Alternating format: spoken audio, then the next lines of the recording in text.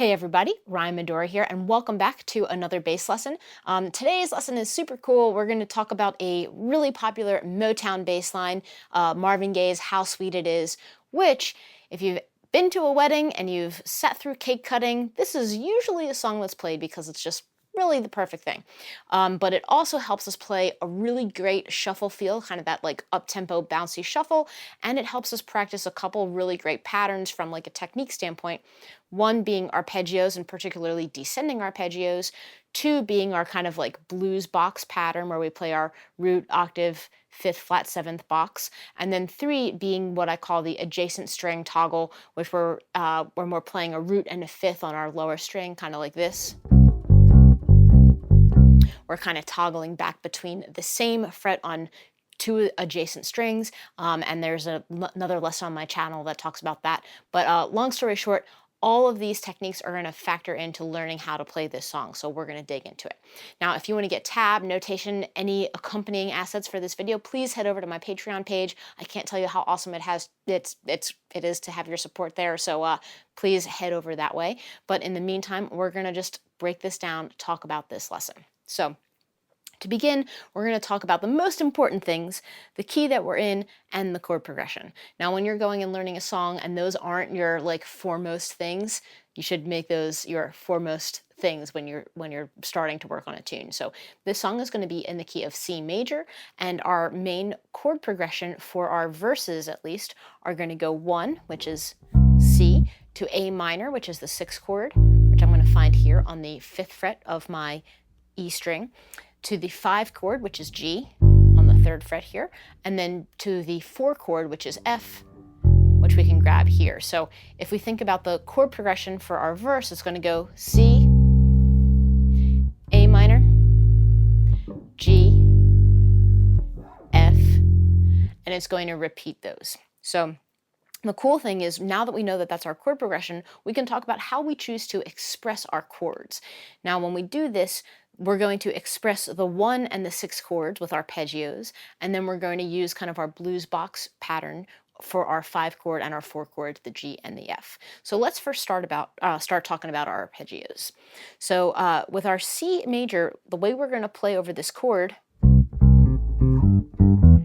is with a descending arpeggio, where we're going to play the root, we're going to jump up to the octave up here, and then we're going to play the 5th, which is the G here, and then the E, the 3rd, over here. So one of the interesting things about this is we're playing the root, we're jumping up to the octave, and then we're playing the 5th and the 3rd. So we're playing a descending arpeggio. So instead of playing kind of like our regular root position triad, root, 3rd, 5th, we're going to go octave, 5th, 3rd. And that's kind of the way we choose to express this arpeggio. Another thing is we're going to give it this shuffle feel. So 1 and 2 and 3 and 4. Really nice, bright, up-tempo shuffle feel, where we're going to play 2 attacks per note. So we've got 2 attacks on the root note, 2 attacks on the octave. Now I'm going to switch my positioning and play 2 attacks on the 5th and the 3rd respectively. So you'll see I'm using my index finger to play the root note C, my pinky for the octave C, and now I'm going to switch my hand position, and I'm going to use my index finger to play the G, and then my pinky to play the E. So that all at once, we kind of have that shape. So it's a really interesting thing where we're not kind of taking our standard 4-fret span shape to play this arpeggio, but we're taking another shape. So that's how we play over our C chord. Now to go to our A minor chord, we're going to take that same approach of playing the root, the octave, the 5th, and the 3rd. So now we're going to use our index finger to play the root note of A. We're going to play the octave, which is going to be here with our pinky. We're going to use our pinky again to play the 5th, and then the 3rd, reach our index finger for that. So all over, as we play over our A chord, we do it like that. So root note on the A, octave on this A here on the 7th fret, then the 5th E on the 7th fret of our A string, and then we get the C, which is our minor 3rd of the chord here on the 3rd fret of our A string. So to put these two things together, playing the C chord to the A chord,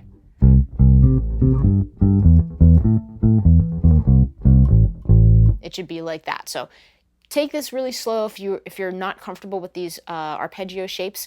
get them under your fingers, get really comfortable with them, and know that this is a really cool way to express a chord.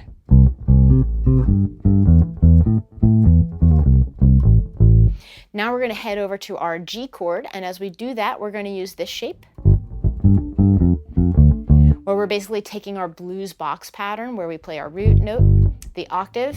Now we're going to play our flat seventh and the fifth. So note-wise, we're thinking G to the higher G, to the F, and then to the D. So you can think root, octave, flat 7, 5 as we outline our G chord. And again, we're going to give it that double shuffle feel,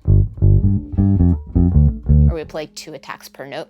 Now the cool thing is, we just learned this pattern. We're going to scooch it down just 2 frets to our F, and we're going to play over that F chord the same way. So again, the cool thing about playing the verse to this song is the first 2 chords, the C and the A minor, we approach with arpeggios, and then the second 2 chords, the G and the F, we're going to use that blues box shuffle pattern. So if we put all of them together,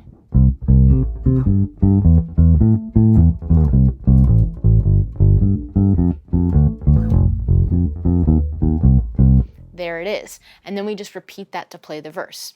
Now you may find that it's not the easiest line to play. This is definitely a little bit of a workout from like a technique and an endurance standpoint. So try to get it as clean as possible. And know that if you kind of have to have like some slides or whatever to get you down from this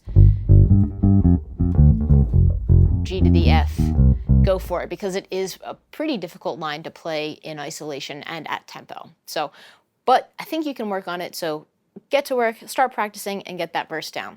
Now, the next part of the song is going to be the pre-chorus, and with this part of the song, we're going to do this kind of adjacent string toggle that I was mentioning before, where we're going to play a C chord and go to our F chord, or 1 to 4, and I'm going to find my C chord here, and then I'm going to move next door to the F chord to play it over here on the 3rd fret of our D string.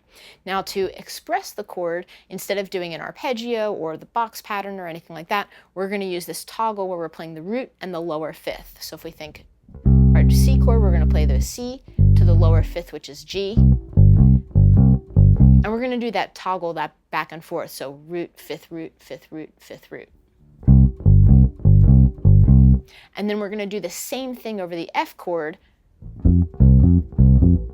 And you can see that I'm really just using my middle finger, and I'm basically just toggling back and forth, and I'm on the same fret the whole time. So I'm on the 3rd fret exclusively during this section of the song, where I'm going from my C chord to the F chord, back to C, to F.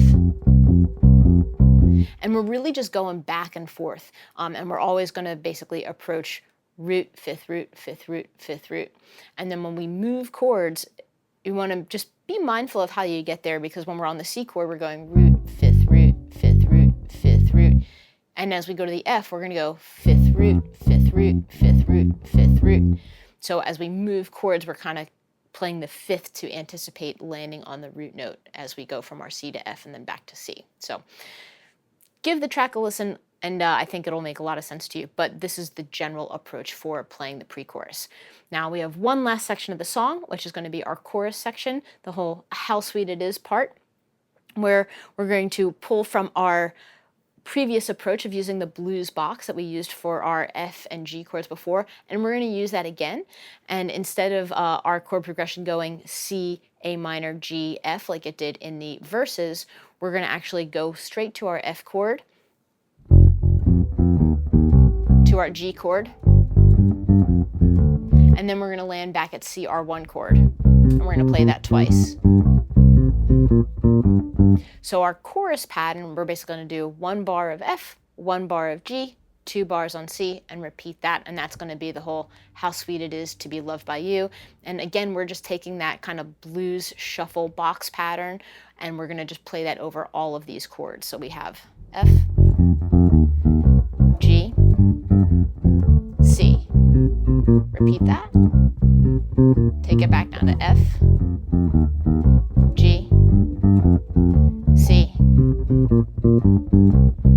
F, F as our little gateway back to the verse, and then we land back on C. So That's the breakdown of all the different sections really of this song. And if you get these comfortable and you practice them, again, we're using a lot of cool techniques here. We're using our blues box shuffle, we're using some descending arpeggios, we're using the adjacent string toggle with roots and fifths. So there's a lot to practice within this song.